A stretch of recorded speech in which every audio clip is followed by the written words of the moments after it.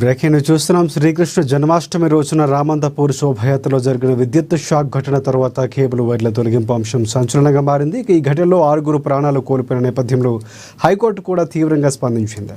Service ప్రొవైడర్ల పునరుద్ధరణ పిటిషన్ను పరిశీలిస్తూ ప్రజల ప్రాణాలు పోతున్నప్పుడు కేబుల్ల అవసరం ఏమిటని తీవ్ర వ్యాఖ్యలు చేసింది. సామాజిక బాధ్యత లేకుండా వ్యవహరించడం శోచనీయమని, ప్రజల భద్రతకు ప్రాధాన్యత ఇవ్వాలని హితవు పలికింది. కేబుల్ వైర్ల పునరుద్ధరణకు తాత్కాలిక ఉత్తర్వులు ఇచ్చేందుకు జస్టిస్ నాగేష్ భీమపాక నేతృత్వంలోని ధర్మాసనం నిరాకరించింది. దీంతో ప్రభుత్వ అధికారులు కేబుల్ వైర్లను కట్ చేయడంతో టెలికాం ప్రొవైడర్ భారతీ ఎయిర్టెల్ మరోసారి హైకోర్టు మెట్లెక్కింది. ఈ పిటిషన్పై శుక్రవారం రాష్ట్ర అత్యున్నత న్యాయస్థానం మరోసారి విచారణ జరపనుంది. కేబుళ్లలో విద్యుత్తు ప్రసారం జరగదని, ప్రమాదానికి కేబుల్ వైర్లు కారణంగానే కాదని కూడా వారు స్పష్టం చేశారు.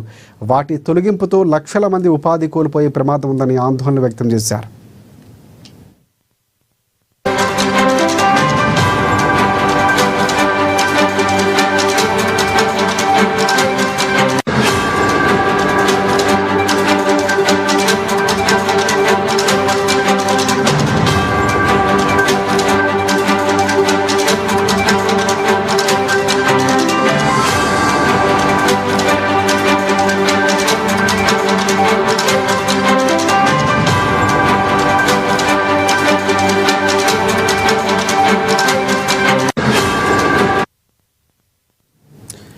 రైట్. శ్రీకృష్ణ జన్మాష్టమి రోజున రామంతపూర్ శోభయాత్రలో జరిగిన విద్యుత్ షాక్ ఘటన తర్వాత కేబుల్ వైర్ల తొలగింపు అంశం సంచలనంగా మారింది. ఇక ఈ ఘటనలో 6 ప్రాణాలు కోల్పోయిన నేపథ్యంలో హైకోర్టు కూడా తీవ్రంగా స్పందించింది. అయితే సర్వీసు ప్రొవైడర్ల పునరుద్ధరణ పిటిషన్ను పరిశీలిస్తూ ప్రజల ప్రాణాలు పోతున్నప్పుడు కేబుల్ అవసరం ఏంటని కూడా తీవ్ర వ్యాఖ్యలు చేసింది. అయితే ఎయిర్టెల్ హైకోర్టును ఆస్వాదించింది. భారత్ ఎయిర్టెల్కి సంబంధించినటువంటి పూర్తి అప్డేట్స్ అందించేందుకు మా ప్రతినిధి రమేష్ మనకి ఫోన్ లైన్లో సిద్ధంగా ఉన్నారు. సో చెప్పండి రమేష్, పూర్తి అప్డేట్స్ ఏంటి? ప్రధానంగా హైకోర్టులో ఏ అంశాలతో పాటు అక్కడ పిటిషన్ వేశారు? సో దీనికి సంబంధించి అప్డేట్స్ ఏంటి?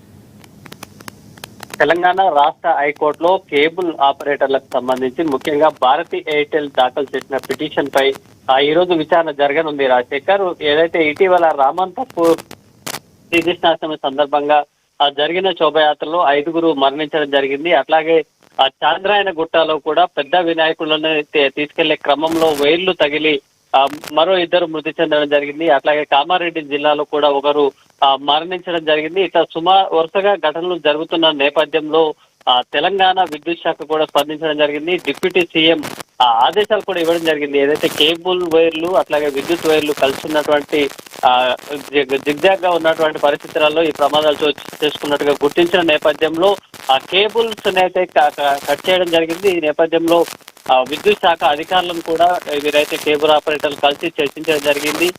దీంతో పాటు ముఖ్యంగా కేబుల్స్ ఏదైతే టీవీ ఛానళ్ళకు సంబంధించినటువంటి కేబుల్స్ తో పాటు ఇంటర్నెట్ కేబుల్ వైర్లు కూడా తెగిపోవడం వల్ల కూడా అక్కడ జాబ్స్ చేసుకునే వారికి కానీ ఇంటర్నెట్ యూజ్ చేసే వాళ్ళకు కూడా ఇబ్బందులు కలిగినటువంటి పరిస్థితి ఉంది. ఈ నేపథ్యంలో ఈ సమస్యను ఎట్లా సాల్వ్ చేసుకోవాలనే దానికి కూడా ప్రభుత్వం ఇటు కేబుల్ ఆపరేటర్లు కూడా ముందుకు వచ్చిన నేపథ్యం ఉంది. దీంతో పాటు 15 అడుగులకు ఎత్తులో కేబుల్ వైర్లు ఉండేలాగా ఏదైతే రోడ్లపై ఎక్స్టెన్షన్ ఇచ్చే క్రమంలో 15 అడుగులకు పైన కేబుల్ వైర్లు ఉండేలాగా చర్యలు తీసుకోవాలి. అట్లాగే సపరేట్ పోలింగ్ సిస్టమ్ ఏర్పాటు చేసుకోవాలని కూడా ప్రభుత్వం స్పష్టం చేసింది. అయితే ఉన్నపలంగా ఇట్లా కేబుల్ కట్ చేయడం వల్ల ఏదైతే ముఖ్యంగా ఇంటర్నెట్ యూజర్స్ కి విఘాతం కలుగుతుంది. దీంతో పాటు కేబుల్ వైర్లలో విద్యుత్ సప్లై అనేది అవ్వదు, అనవసరంగా బ్లేమ్ చేస్తున్నారంటూ కూడా కేబుల్ ఆపరేటర్లు ఆరోపిస్తూ వస్తున్నారు. దీంతో పాటు ఇప్పటికే ఇదే అంశంపై ఎయిర్టెల్ కూడా భారతీయ ఎయిర్టెల్ ఇప్పటికే ఎయిర్టెల్ ఫైబర్ లైన్స్ కూడా తీసుకొస్తున్న నేపథ్యంలో